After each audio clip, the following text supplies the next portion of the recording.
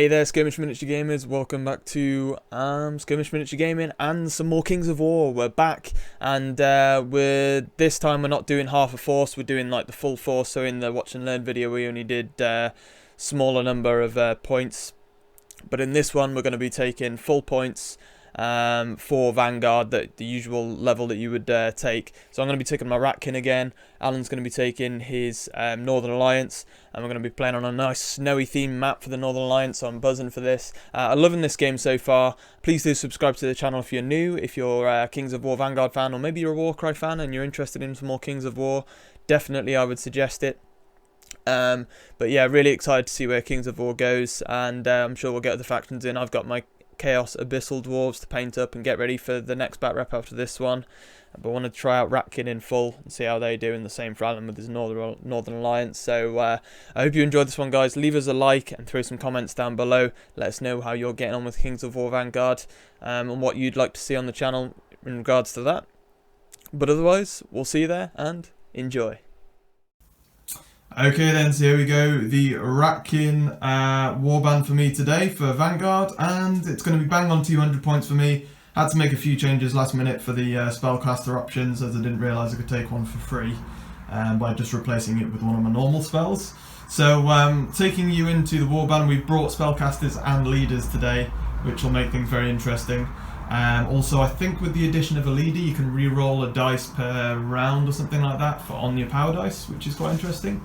But we'll have to recheck that. I'm pretty sure that's the rule. But then otherwise, we've got, for me, just 5 Ratkin warriors. They're not grunts, they're just normal warriors, so they can get knocked down, so that should be interesting. I also outfitted each of them with a common item for crude throwing knife, so they're going to each have some range. Ooh. Just to give me a bit more range in the warband, because I had the points there. So yeah, savage. I think I'm one less model now maybe, but you've got some grunts in there, and yeah, I've been able to give people range here, so that's that. In the middle though, I do have one of my ranged and more elite units, which will be, it is one of the Scurriers, and he has his nice range throwing knives anyway. He was nasty last time. Yeah, he was, and with his ranged buddies there again now, it's going to be interesting, I think, holding down those stones. We've got a War Chief leader for the first time in this game. He's going to give me an additional blue dice for power, and he's got some nice special rules and things going on. He's very good at dodging. I'm going to call him Sneak. Has to be Sneak. And then coming on to the right, we've got our big model for the Ratkin that are brutes, or basically a rat ogre for them. He was pretty tough last game as well. Took on one of El's big monsters. I think it was the mountain troll he took on last time. So let's hope he does as well. And then the Spellcaster this time, I'm excited to use some magic this time. We've got Ratkin Warlock, and he gives me an additional red dice, and which also the Brute does, by the way. Also I upgraded the Brute for a point with Buckler again this game, because that worked well for him last time. So he gets, I think it's parry in melee, so I get to re-roll you can force a dice me to against re-roll a die. Yeah, basically. And I can use that on your exploding 8s as well. Yeah, it can be a two-edged sword though, because you could make me re-roll a 6 and get an 8. It can be worse, so you got to be careful how you use that. Yeah. But then, yeah, the Ratkin Warlock get to basically take everything on his keywords with his magic, but I've swapped one. So I believe I have Stun, Zap, and Lightning Bolt. Swapped one of them, Shockwave, with a faction-specific spell for free, which is Lair. And then I've spent an extra 10 points to take an extra faction-specific spell, which is Vermin Swarm, just because I want to have a good option for this game of spells to try out for good funsies. And then I had 10 points spare, or 11 points spare, so I also put a Lucky Charm common magic item on the Spellcaster, and then I took a rare Cloak of the Chameleon magic item to put on him, which gives him the Lucky Charms. You can re-roll 1 random dice per game. It's like a one-use item. Cloak of the Chameleon will be really handy for him. It gives him sneaky, stealthy, and dodge special rules, which basically makes most of them make him harder to hit from range. And then he gets bonuses like re-rolling failed breakaway tests and things like that. So he's basically going to be really hard to get into melee with and really hard to track down, which is what I want from a Spellcaster, because he will be at range. Okay then, Al, so the Northern Allaince warband. Do you want me to start from, if I go from my left to right? Yeah, well, we've got the Frostfang rider. He proved to be quite a beast in the last one. He did, yeah. Lots of bonuses going on. Got a couple of grunt dwarves These guys don't have frost hammers. They're just straight up as they come. We have a Huskal, who is a warrior, so can be knocked down and gets a nerve test. And we have the leaders of the band, the Thane Harold, also known as Harry, my son's name. Nice. And his queen, the Ice Queen, who is an elf spellcaster. She has Dazzle, Heal, Lightning Bolt, and I've dropped her Wind Blast and replaced it with their faction-specific spell, Hold Fast, which is a buff to nerve tests and armor rolls. Nice. On an individual. And we've got 3 more grunt human clansmen and another ice troll. This is a different ice troll than I used last time, just for fun. Different model, yeah, but same but model. Same stats, yeah. Okay, and then I think you've got some bandages, haven't you? Yeah, and the king and queen have their bandages to look after Just themselves. make up the points. So you bang on 200 as well? Exactly 200, yeah. I believe I am. Okay then, so before we get deployed and things, I'll show you the table setup and what the rules are for today. So we're going to be playing the Power Stones. We have the nice terrain set that Al managed to get for us for the channel, for Kings of War Vanguard, which is really nice. You've got the 3 Power Stones across the middle of the board. One is closest to your in deployment, one is closest to your opponents, and one's bang in the middle. The 2 ones on the flank are worth a point each. The one in the middle is worth 2 points. You have to be in base contact, not in engagement range, and also not have an opponent's model within base contact of it as well. So basically you've just got to be on it with nobody else on it as well, or within range of you.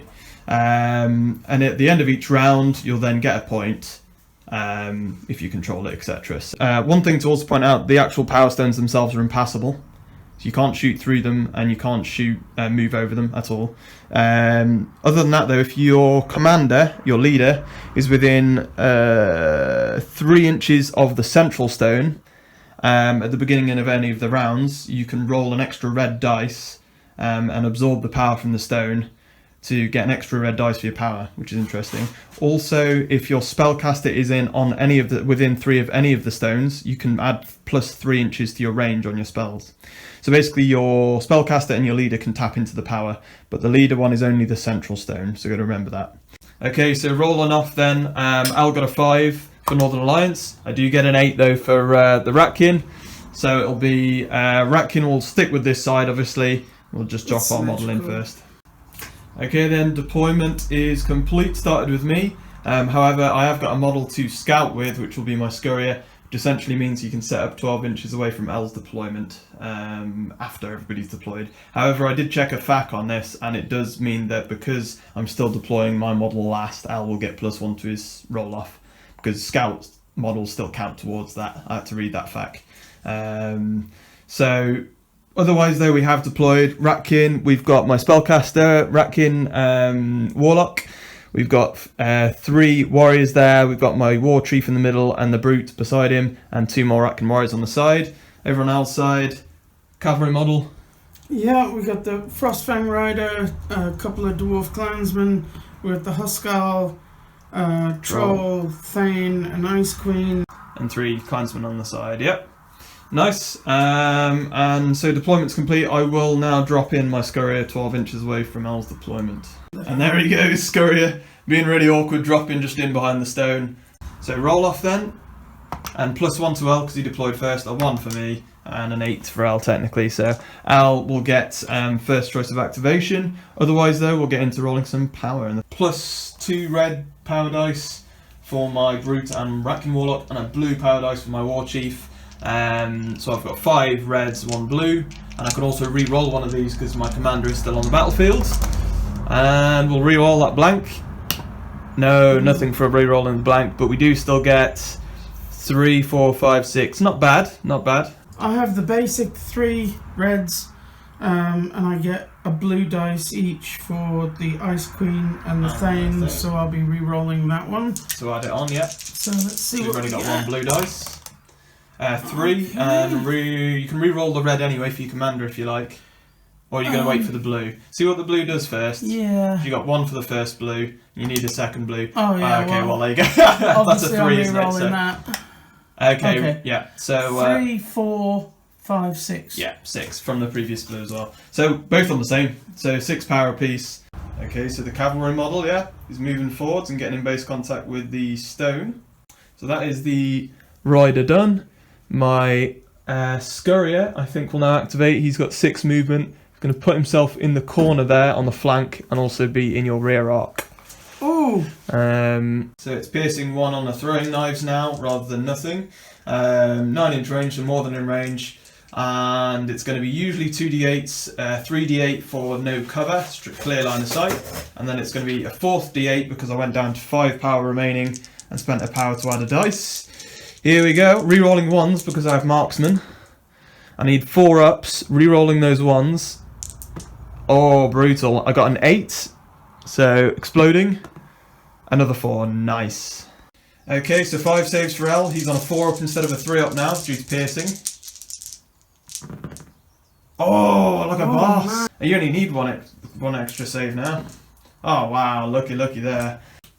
Okay, Scurrier is then going to spend a power to go down to 4 now, and force fatigue himself to use the same action again for a shot. Throwing knife again, same attack, rear arc, so it's going to be 3d8 clear line of sight. I'm not going to spend an extra power there for the thing again, but re-rolling 1s, and we get 3 hits. 3 saves on 4 ups again for the rider. And he failed 1 and no 8, so he does take a damage this time. Dwarf is going to double move. It comes an inch short of getting into base contact, so he can't charge, but he comes close. Onto my activation. Ratkin Warrior is going to push up 12. He's going to push up just up behind the stone there in the middle, and that'll be him done. And double moving for the other dwarf, yeah. Getting him down behind some cover. Yeah, and keeping his rear arc away from this sneaky... Yeah, sneaky bugger, yes, the scurrier. Okay, and then over on my side, I'm going to activate a Ratkin Warrior. He's going to move, let's get up around the side there, up to there. Fast little buggers. Yeah. Snow Troll activating now, yeah? Yeah. Double moving his way up, I guess. And up he goes to there, nicely done. So the Troll's going to be done for now. I don't know what Getting to up to there. Another Ratkin Warrior for me. He's going to move around the edge, and he's going to have to come up just behind because he's got to scout around the rock there. So he'll move up just behind his buddy. Double moving the Huskar and getting up just behind his troll buddy. Ratkin Warrior here, double moving. He's going to get himself up onto the side of the stone. And then the leader fuel, yeah? Yeah. Making his move up, the king. The thing... He's going to come right Come up behind the troll as well, using him as the cover, I don't blame you. Buddy. On to my activation for the Ratkin, and we're going to go with the Ratkin Warlock, who is going to go to there with 6-inch movement, and then he'll be within 3 of the stone to get plus 3 inches to his range. And then that's just a short action. Second action will be a ranged spell, 2d8 to stun the troll and fatigue him. So I rolled 2d8s. I now have 15-inch range because of the stone, so I'm nicely in range. We've got 2d8. I need to get a hit. If you don't defend all of them, then you are stunned and fatigued. Which means I can't force fatigue. Yeah. Don't think I'm re-rolling anything for myself with the Ratkin Warlock, but I do re-roll that one for the 8 though. It acts as a normal range spell, which I don't believe I get anything for there. My bad, sorry, I should have had a third d8 here because of clear line of sight. So I'll roll another one. It's an 8 as well. That makes a big difference. Glad I remembered that. And I rolled an extra for a 4. So actually it's 3 saves, Al, my bad. Good job I remembered. Okay, go for it. Unsave is 4 up. Okay, no penetration or anything. So I'm going to spend a point to make an extra dice. okay, so going for it. And you got 4 ups, is it? Yeah. So you saved it. You're good. Done. And that will be the Warlock done. It's on to L's activation. Yes. Moving yourself up. Double move for the Spellcaster for L. Yeah. Getting yourself in position there and tilting slightly to face me. Within 12 inches. Just about see my the side of my my Ratkin Warrior. Okay then, so after the Spellcaster is double moved up, spending 2 power to go down to 3L to force fatigue and use lightning bolt, because you can also spend an extra power, which you have there, to use your lash ability, yeah? Which turns long action lightning bolt into short action, because that's your ability on it. So it's 3d8, no bonus die for the ranged attack because I'm in cover, so not clear line of sight. So just 3d8 on your range profile, which you're needing, what, 4s? 5s. 5s, interesting. Yeah, 5. So you got 2, but no 8s in there for bonus rolls. Okay, so I have 2 saves to make, but I'm going to go 3d8 because I'm going to add a dice by going down to 3 power. I need 6 ups here because there's armor piercing on the lightning bolt. It would have had marksman as well, but there were no rerolls for a 1. So 6 ups. I didn't even make one of them, and I needed to only make 1, literally. So we now need to see if the lightning bolt knocks me down or not. I've got to pass a nerve test here. My nerve is on a 6+, I believe, here. And I get a 7, so we do pass it. So even though I got wounded twice with 2 wounds, there was no negatives to it because it was perfectly down to 0. So I go back up to 1 wound and I'm knocked down with the Ratkin warrior. So that was the Spellcaster. She is now force fatigued. My Ratkin warrior is knocked down. I'm going to make moves now with another Ratkin warrior. And we'll come up beside him. It's going to be 12 to get right in beside him there. And that'll do me. Okay, so the one of the clansmen, yeah? It's moving into the terrain, and any area of effect terrain, so ruins and trees that we've got on the table, are going to be half movement more or less when you get up to the ruins to actually move through them, so you can only push up to there. And the war chief's got some nice movement. He's got 12 as well. He's going to push up behind his Ratkin buddies to there and give himself some nice cover as well from his pals, and that'll do him nicely. Moving up another clansman, so he's pretty much going to be up alongside his buddy, I guess. He's moving into the ruins. He's just going to push up behind him. Brute is also 12 for me. He's pushing up alongside his buddies. Right up to there. And that's him done. Another one for Al. Clansman just moving up alongside there. Okay, and then I'm going to spend a power in my activation choice to go down to 2. And I'm going to force fatigue the Brute. And he's going to move. And he's force fatigued and just push slightly forwards for a move action into the stone. So then Al's going to spend a power, go down to 2, and he's going to make an extra force fatigue move with the troll and push him into contact with the stone to stop us both getting the 2 points for that. Okay then, so then at the very end of that round, me and Al both gain a victory point for the side stones, and on this one here we're both engaged on it. Therefore that one, no one gets any points for that. I'm going to point each, however I will get an extra red dice because I made sure my leader was within 3 of the middle, my commander, to be able to get the extra red dice for the next turn. I also finished activating first this round, which means that next turn I get to choose first. And my spellcaster's within 3 of the stone there at the moment as well, so he gets +3 inches to his range, so nicely done. I cocked up there because I had extra movement with her, but I didn't move right. I should have gone up further. Yeah. Also, at the end of that round, me and Al spent the last 2 power each to unfatigue. I unfatigued my Brute and my Scurrier. Al had 3 fatigue models, so I had to choose. The Troll has remained fatigued in the middle. Spellcaster and the Cavalry model over that side are unfatigued. So I get 6 red dice and a blue dice, guys. Everything's still alive, and my commander's within the 3 of the middle stone, absorbing its power. So I will re-roll one of these reds, well, I'll roll an extra red dice, and I get to re-roll 1 for the commander being alive anyway. That's pretty damn good. I'll roll an extra dice, so what have we got so far? That's very, very good. That's 6, 7, 8, 9. An extra red dice for the middle is 10, and I'm not going to re-roll any of those. No point, is there? That was brutal. 3 reds and 2 blues for Al. He'll roll an extra blue after we've done this. And you can re-roll an extra one. So I guess re-roll one of those reds anyway. For an extra 1, nice. Roll an extra blue. So what have you got so far? 5, 6. Roll an extra blue. And an extra 2. So you got 8, to be fair. Not far off me. Right, then it's going to be a brutal second turn. Into my activation first, since I finished first last round. The Brute's going to go first.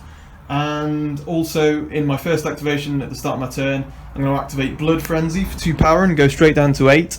Every single model in the Ratkin army now gets Bloodlust, so if I'm attacking a model that has damage already, I get +1 dice to my roll, and that's for the whole round. Okay, so it's 5d8s usually for the brutes. I'm going to go up to 6 and spend a power to go down to 7 power remaining. I need 5 ups here for the brutes.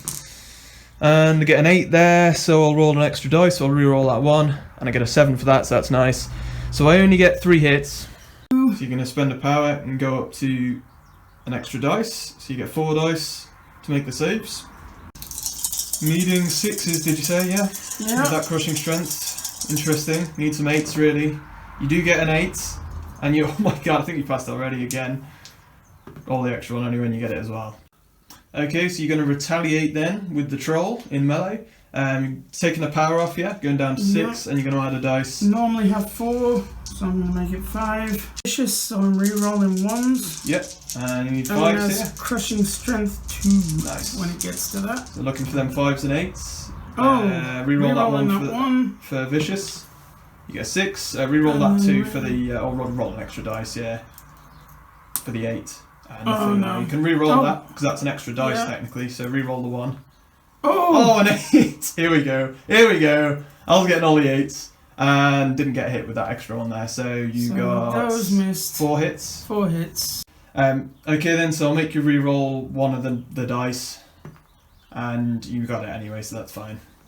Brute's just going to take it 7 ups here because he's only got 5 up armor, and I saved none of them.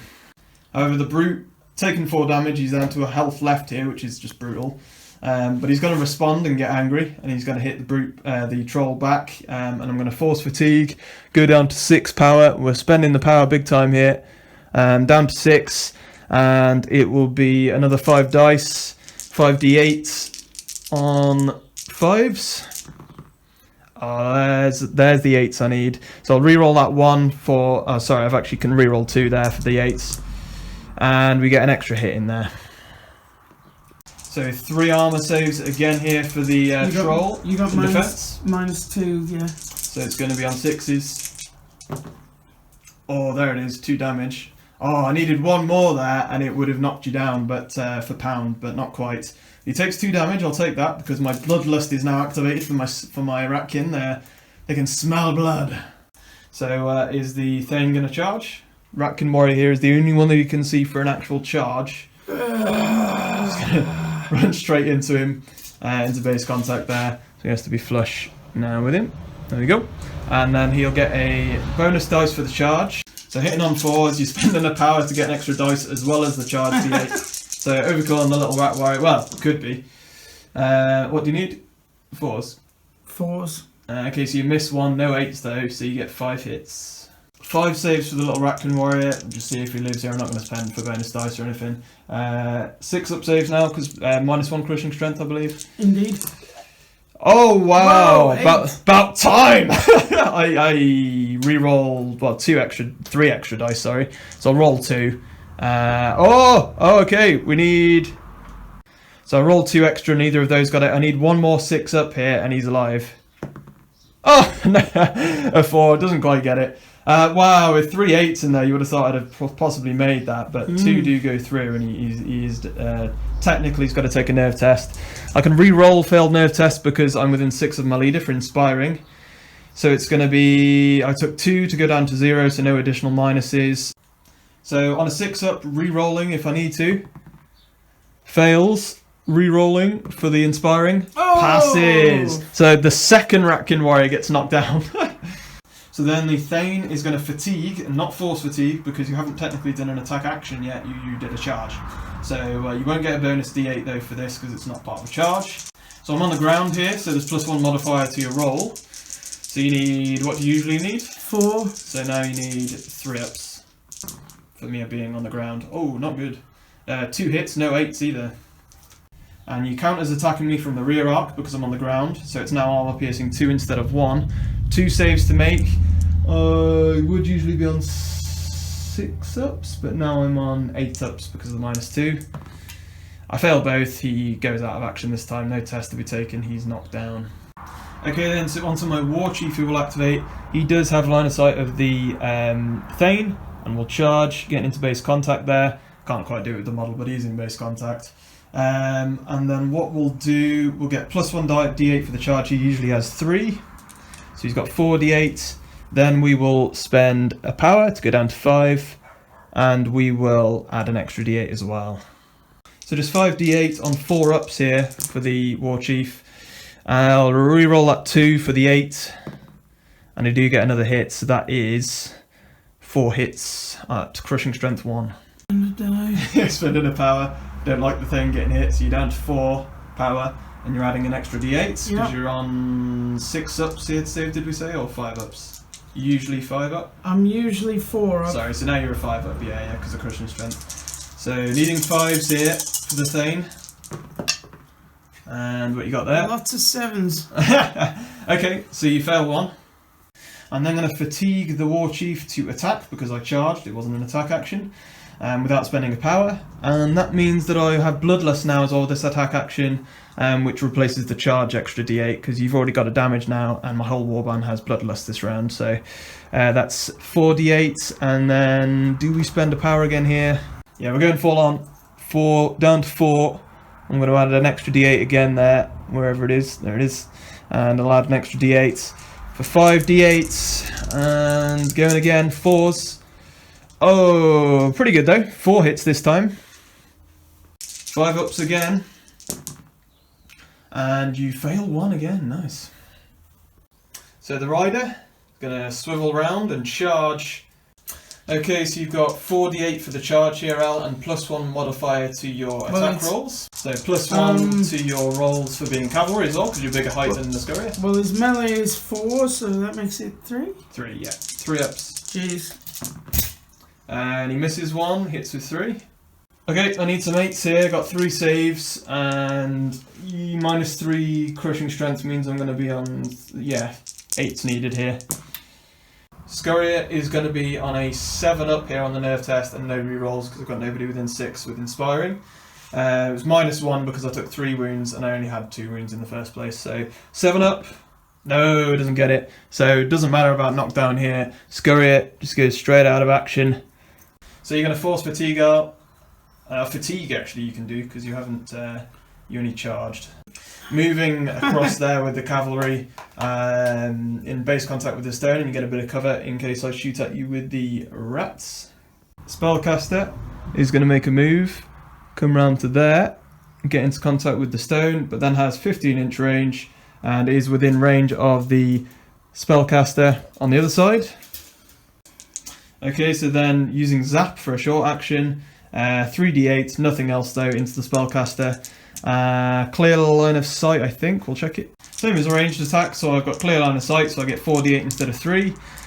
Needing 4s, I think it is for the Warlock. Yep. And I got an 8 in there, so I'll re-roll that one for the 8, and I got another hit. Nice. So 4 hits. No Crushing Strength or anything like that for the Zap. Okay, so you're going to spend a power to go down to 3, Al? Yeah. I need to hold on for an extra d8. I need to hold on to 3 points to try and unfatigue everybody at the end. So you got 5 d8s now after spending the power, and you need to make at least 3 of these, I believe. You've only got 3 wounds. Yeah, I could do with some 8s here. And you need 6s, was it?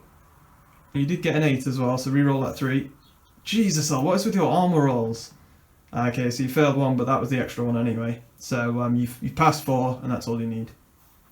So then I am going to fatigue my Ratkin Warlock, and he's going to try and stun the Spellcaster. 3d8, and if I get a single hit against her when she's defending, she becomes fatigued. So let's see if we can do it. I'm not force fatigued, I'm only fatigued, so I didn't have to spend a power to do it. You can use more than 1 spell in a go. So I need 4s here. We got 3 ranged hits, and it's no AP or anything else, no piercing, so it's just going to be 3 6-ups for you. I'm guessing you're not spending any more power? I don't think I can afford to. Go for it. And you failed 1, so she's fatigued. So activating your Spellcaster out, and you're going to try and heal your troll. 3d8s, and I believe... And you get 4d8 instead of 3 because you have clear line of sight to the target. It is a ranged spell, so go for it. And you'll heal 2 there, so that's fine. So there we go, she fully heals the troll, but she is now activated and she can remove that fatigue counter. The little warrior down here who hasn't activated yet will activate, and he needs to use a short action to stand back up. Okay, Ratkin warrior has stood up for his first action, then he's going to make a short action. He's actually going to move round the back of the Thane to there, and I've got 1 damage on me, you've got the 2 there. So I've moved around the back, which means I'm now attacking from your rear arc, and I'm also outnumbering you. It's the first time we've had that, I think. Okay, so I'm attacking you from the rear arc, so I'm on 5 ups with Crushing Strength 1. I've spent a power to go down to 3 and add an extra d8. I would be 2d8. I also get Bloodlust for an extra d8 because you're already injured. So let's go for it. I need 5s here, looking for some 8s as well. I do get an 8. Not a good roll though otherwise, really. I do get 2 hits though with Crushing Strength 1. 5 up saves. Oh, you fail 1, pass 1 with Crushing Strength 1, so the Crushing Strength from the rear arc mattered. You take the last damage, you're down to 0, so you need to take a nerve test here. So yeah, you're a leader, so you can re-roll on a 3 up here because you've got Inspiring, but you are down to 0 wounds, so no minuses. No minuses. 3 up re-rolling, should be okay here. Fails, no. Re-rolling, come on! Oh, he just about makes it, but he is knocked down. So then it's going to be 5d8 because and armor piercing 1, crushing strength 1 because I'm in your rear arc. So I'm outnumbering you for an extra d8. I've added an extra d8 and gone down to 3 power, and I'm also bloodlust because you're already damaged, which adds a d8 as well. So 5d8 for a little rat warrior, Ratkin warrior, needing 5s, and I'm getting an 8, so I can re-roll one of those. Which I get a 6, nice. So we miss 2 and get 3 hits, crushing strength 1. So you need 5s here. So you really want him alive, so you're going to go down to 2 power. Keep him alive. Going down to 2 and adding a d8 to try and pass this. You need 5s here, I believe, with -1. My normal armor save is 4. So 5s needed. And you passed 2, got an 8, so re-roll that 3. And you passed that as well, nice. Okay then, so nothing came out of it, but I did force Al to spend a lot more power than he's wanted to, so, because if you didn't spend that power, you would have gone down, I think. So. Yeah, I think so. Charging in the Huskar. Charging straight into Double move, charging into the back of me, so that's my rear arc as well. And you're going to be outnumbering me as well. So 5 ups, an extra 2d8 here for charging and outnumbering me, my Ratkin warrior. Go for it, needing 5s. Oh, not a good roll. An extra 8. An 8 gives you an extra dice though. I say not a good roll, that was pretty good actually. 3 hits. Ratkin warrior has 6s now on a -1. And a pass 1, rolling an extra for the 8. Rolling another extra. Okay, so failed the last one, but I do pass 2 and take a wound. So yeah, I did actually fail 1. I'm already on a wound remaining, I forgot about that, the Ratkin warrior there, so he only had a wound left anyway. So he needs a 6 up re-rolling because of my leader though. Passed. So he's just knocked down. Okay, I forget how much movement I have to be fair, so I'm more than within 12 there with my little warrior. And I've got my spellcaster on the objective, so I'm good with that. 12-inch charge, straight into the side of the Thane again. We're definitely outnumbering him. So you have your normal saves. However, I'm going to spend a power to go down to 2, add an extra d8. I also add a d8 for bloodlust and another d8 for charge. So I've got 5 d8s. It's going to be on 5s here in melee. That was not the best, but I did get 2 hits, no 8s though. 2 4-ups for you. Failed 1 and he's down though. Here we go. Oh, he failed 1 and no 8s. And that's all I needed. He's down to 0 wounds. No extra minuses to your nerve test. But you need to see if you get go out of action now. Re-rolling though, to be fair, 3 up needed. He passes, but he is knocked down. Yep, I'm going to fatigue the little rat dude as well because he charged, he didn't make an attack action.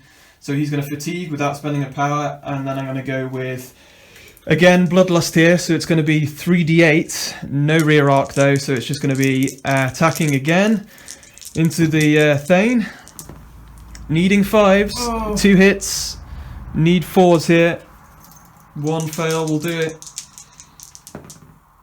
Oh, he fails 1, and he's already knocked down, so he goes out of action.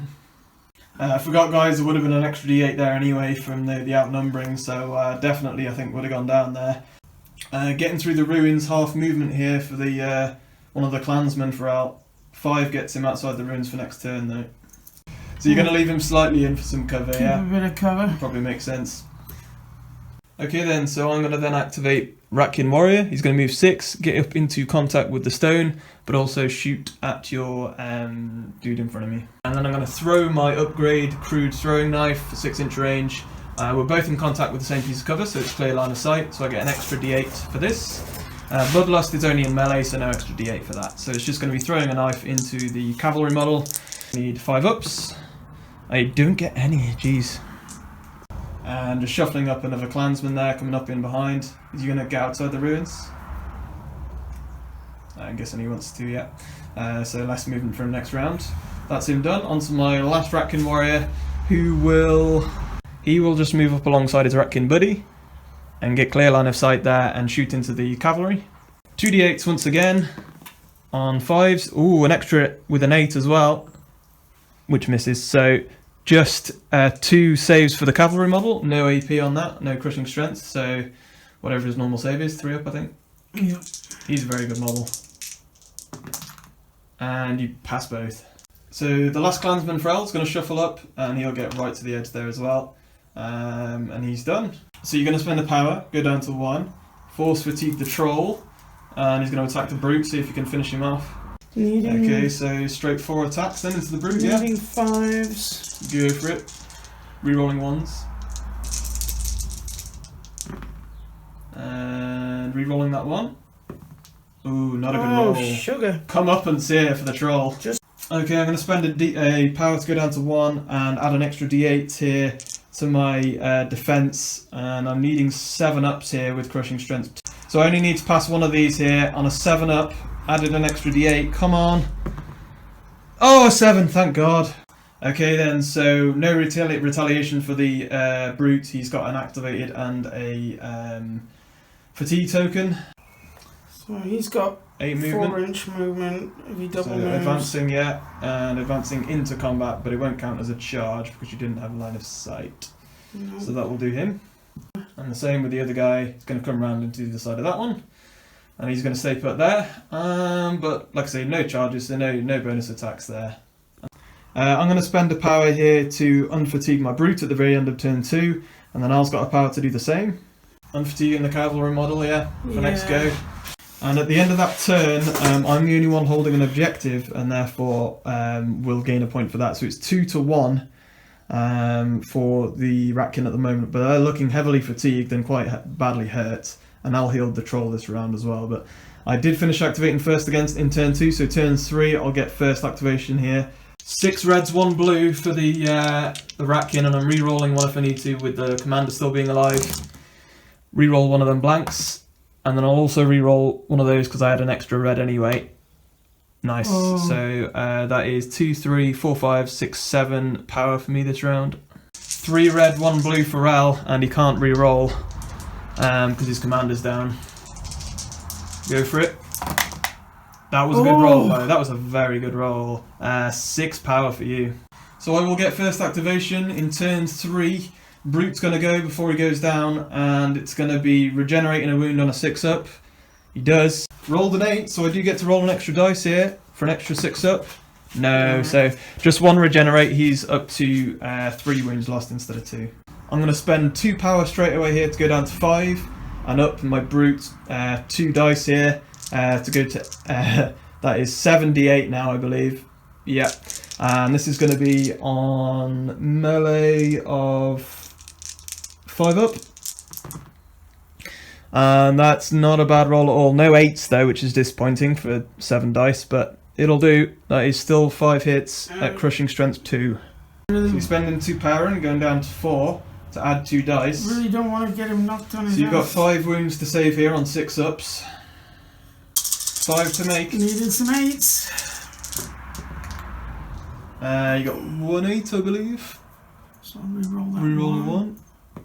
Nothing from that. You need 6s. You got a 6 and an 8, so you only passed 2. You fail 3, take 3 damage, and get knocked down from pound. Shit. Okay, so you took 3 damage. You're fatigued and you're knocked down with the troll. I'm going to finish my activation there, which means that the Rat Ogre, oh sorry, Rat Ogre, I'm going Skaven here, the Brute can retaliate later in the round this time. Okay, so just pointed out that the Troll is knocked down, so therefore the Spellcaster can actually see the Brute, because you're half your height rounding down. So the Troll's only height 1 currently, and the Spellcaster's height 2, I think we said. Mm-hmm. So you're higher than the Troll, therefore you can target the Brute, who is no longer engaged for purposes of ranged actions. So you're going to try and shoot the Brute now. Lightning, and spend a power for... I was going to spend a power to make it a short action with Lash. 3d8 for Lightning Blast, and this causes piercing and marksman, so you reroll 1s. Go for it. So you need 5s ups. Reroll the 2 though for your 8. Nice. Oh. And another. Okay, so rerolling that 1 because you're marksman. Nice. So you get 3 hits. I'm going to spend a power so that the Brute can defend himself. So we're going to go down to 4 here, and wherever we've got 4. Go down to 4, and I'll add an extra d8. Need to make 2 on a 6 up or more. I make 1 on a 7, and it's not enough. I take 2 damage. Monsters have worse nerve tests generally, so he's got a 7 up, but re-rolling because my leader is there. Fails, re-rolling, gets a 4, and Brute's gone. And that changes things. And second action to try and heal the Troll earlier, and that's clear line of sight, so you get 4d8. I think it's 6 ups, so see what you get. And you get, it's definitely that. And the Troll's fully healed, but he will still have nothing he can really do this round, so that's And she's done. My Warlock will respond, and I'm going to roll on a 6 up to see if I unfatigue with Headstrong. I don't on a 4. So I am fatigued, however, I'm going to spend some power here and go full on, because we need to, with Insane Power Surge. And he's going to spend 2 power and go down to 2 power remaining. Because even though he's fatigued, you can just use this as his ability. And essentially what he does here, the Ratkin Warlock can use Insane Power Surge and spend any amount of power he wants, and for each power he spends, you can use a spell for each power he spends. So you can spend 5 power and do 5 spells, so long as they're different spells. And then at the end of it, I become activated and fatigued, which I'm already fatigued anyway, so that's fine. And then I have to roll on a 6 up for each spell I use, then on a 1 I lose a wound, I think. So I spent 2 power for 2 spells. I'm going to use, I don't think I actually have to declare straight away, but first of all I'm going to use a Lightning Bolt, and that's going to go into the Spellcaster at the back. 3d8, which goes to 4d8 for clear line of sight. 15-inch range because I'm next to the stone still. Needing 4s, I hope. Yeah, I need 4s, good job. So I get 3 hits there, and that's armor piercing 1 as well. I had marksman there as well, but no 1s rolled. Going down to 2 power, and you're going to add an extra d8, so you're on 4d8, and you need to make 3 saves here on 7 ups. Let's keep these saves going. I've been doing it all day. Oh, that's terrible! She's dead! Nerve test on a 4 up needed. Re-rolling because you're inspired. Okay, go for it. And you do pass without the reroll needed. Oh yeah, no. Good job. But you are knocked down though. Okay, and for the second power, I'm going to be using Lair, which is a long action, but it doesn't matter because when I use my power for his crazy magic thing, I can choose short or long abilities and it doesn't matter, magic. So for his second spell that I paid for, he's going to place a lair, and it's a 6-inch in length, 1 inch in diameter crevasse in the ground that opens up. It's impassable, height 0. You have to jump to get over it. You can see over it, but if it's touching any enemy models once it's been placed, so that is where it is, not quite touching the Spellcaster, but it is in base contact with the Troll and the Huskar. And so they have to make a speed test and roll less than their speed. So the Troll speed?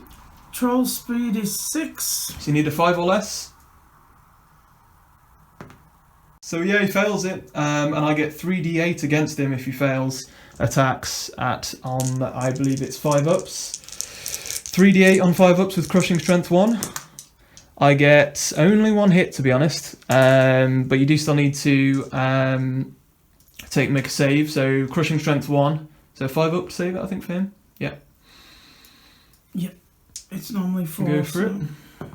And he fails, so he does take a damage. Sugar. And then the Huskal, yeah, also needs 5. to. So you need a 4 or lower. There And we you get go. it, so he does pass. And then after the 2 spells, I spent 2 power, so that's 2 d8s, which means that on 6 ups on either of these, I suffer a damage and can't save it. And I'm fine on 1s. Right. So, wow, he summoned the magical abyss and got away with it. Okay. So 3d8 for the Huskal, yeah? 3d8. I'm knocked down, 5s. knocked down, so you would need 5s, but need 4s.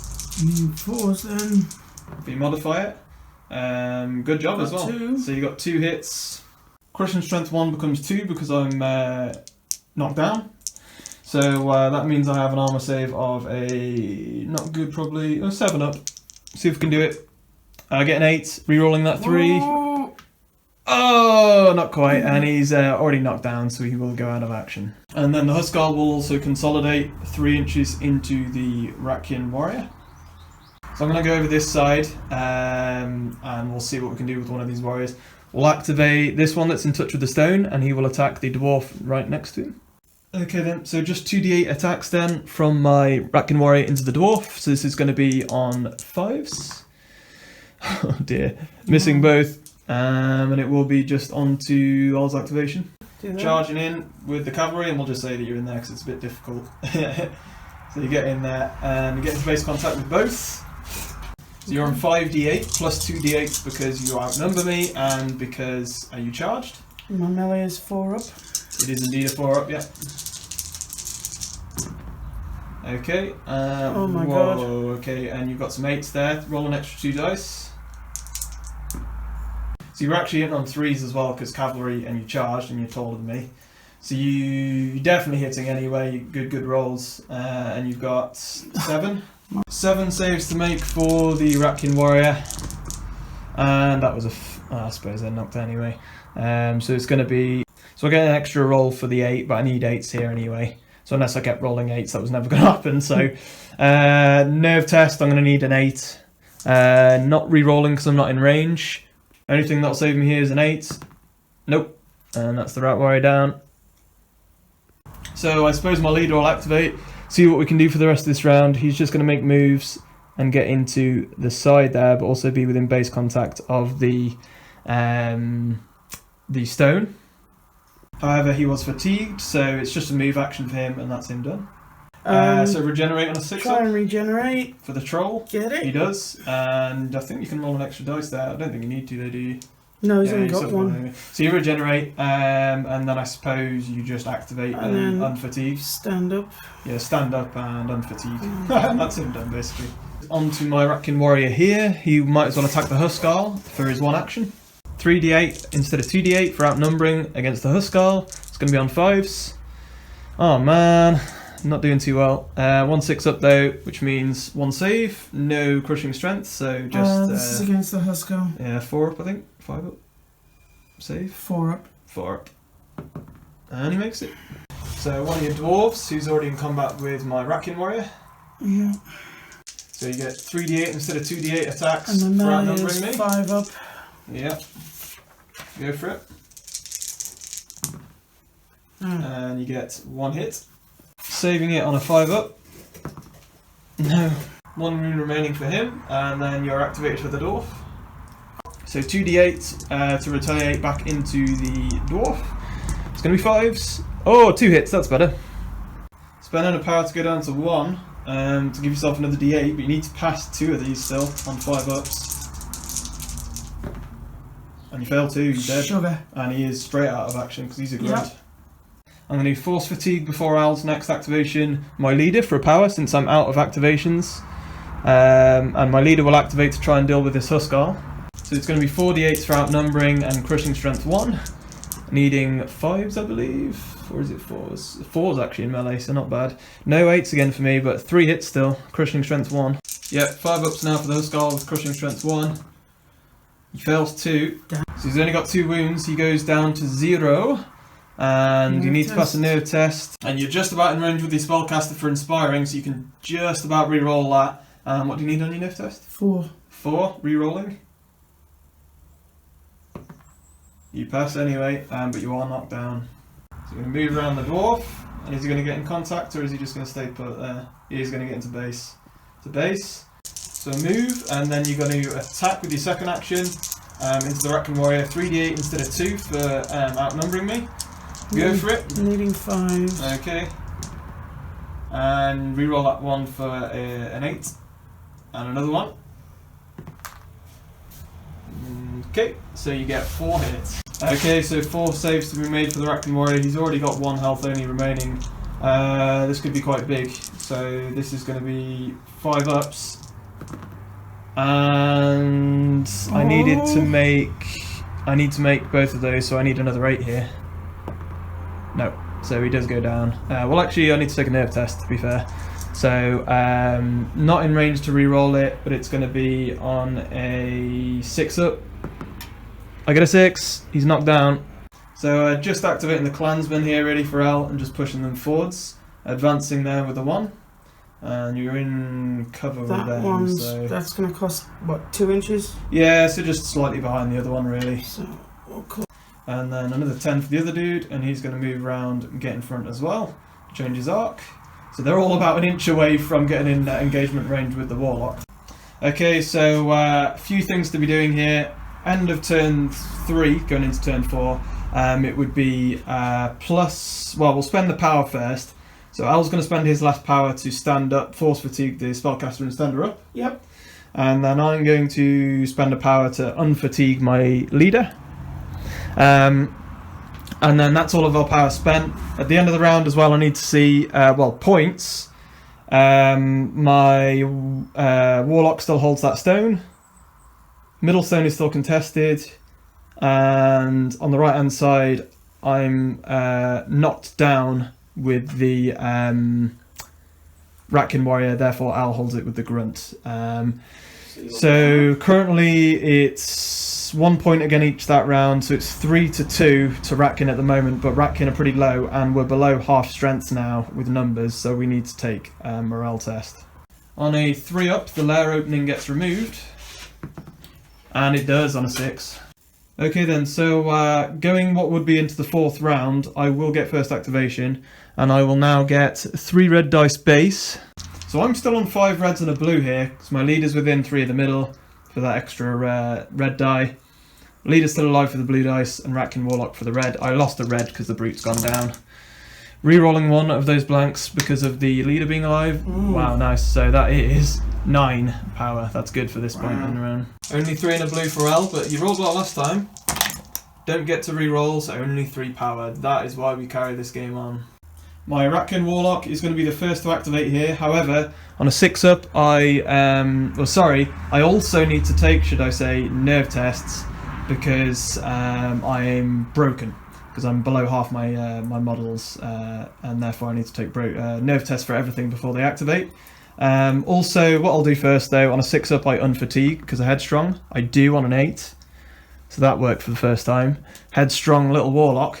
And also now I'm not within 6 of any friendly Ratkin, I don't believe, and therefore I don't get +1 to my for pack mentality. So I just need my nerve test for the Ratkin Warlock is 5 up though, so not bad, and I get to re-roll because I'm inspiring. Re-rolling. Come on, we need this. Yes! Big stuff from the Warlock, he passes. And he doesn't fall back, he stays in the fight.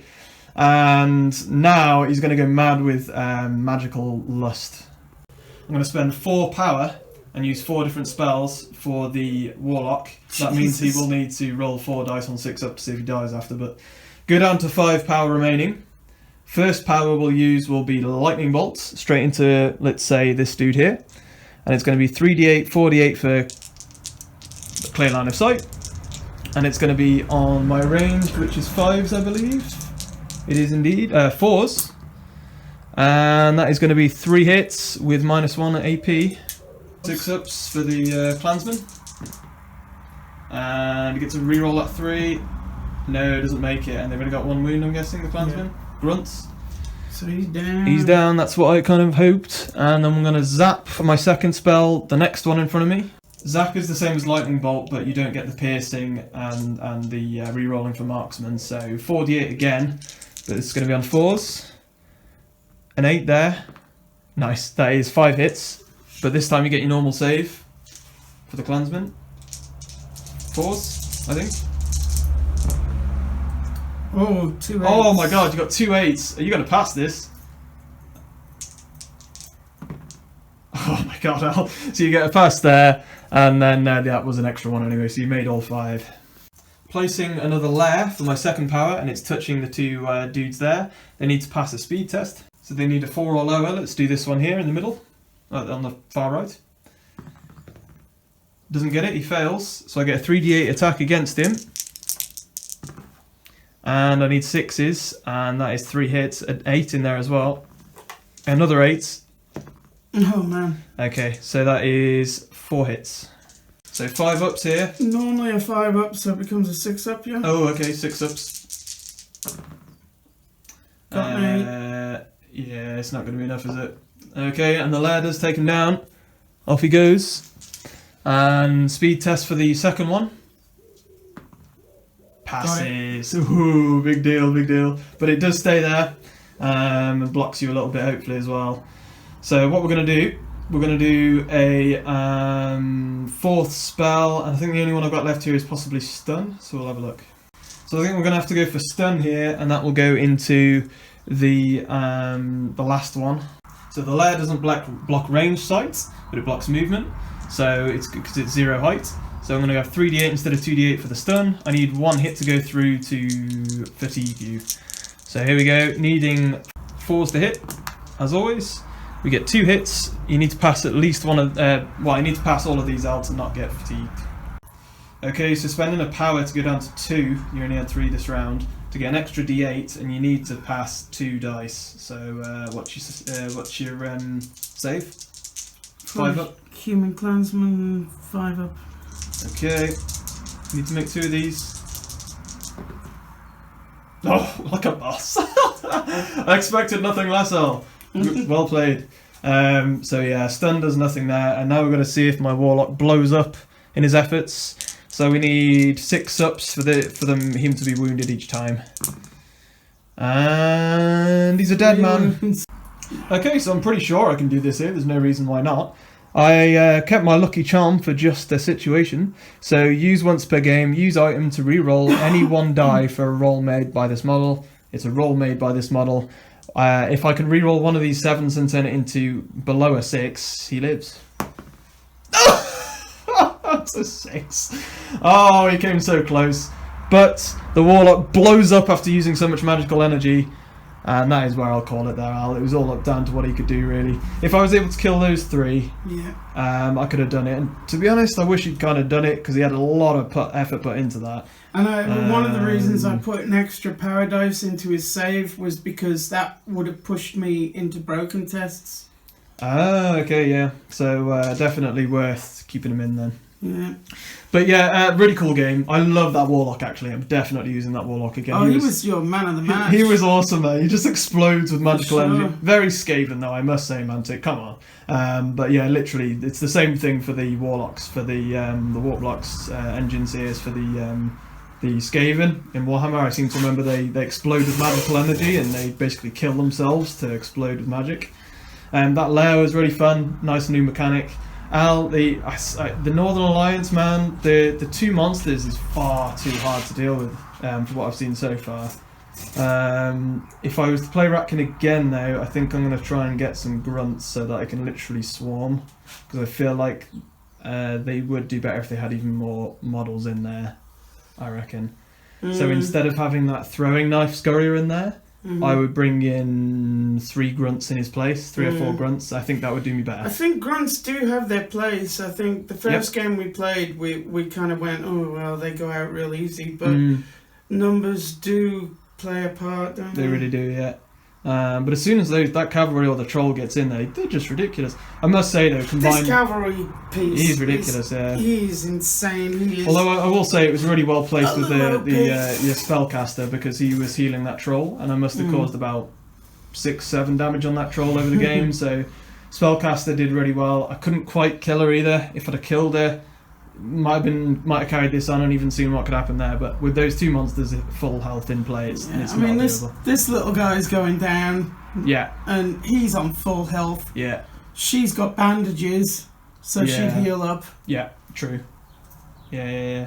Not so easy for the Ratkin in the end, but like I say, I think we'll come back strong next time with more numbers, and we'll see how it goes. But we really enjoyed that again, I think. I love this game. Enjoying it. I've got the Chaos Abyssal Dwarves coming. I've got to get them painted up to face up against whatever they can.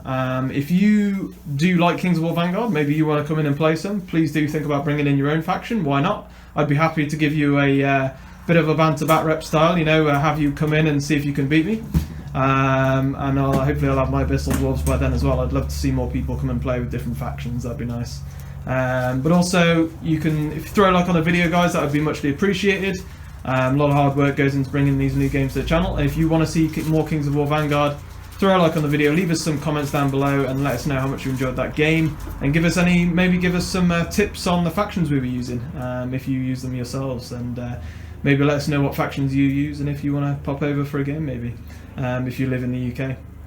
But otherwise, we hope you all enjoyed watching that one. From me and Al, thanks for watching, and happy skirmishing. Hi there, hope you enjoyed that video. Please throw a like and subscribe below, plus make sure to hit the notification bell to be reminded when new content drops. If you would like to support the channel further, you can do so via Patreon. Just hit the logo on the right hand side of the screen to visit our page. It helps with running costs, new models, terrain and better equipment, and all importantly pays for the time we put in to keep the channel alive. Thanks so much to all our members, we wouldn't be here without you. You can also check out more of our content on screen. Otherwise, have a great day and happy skirmishing.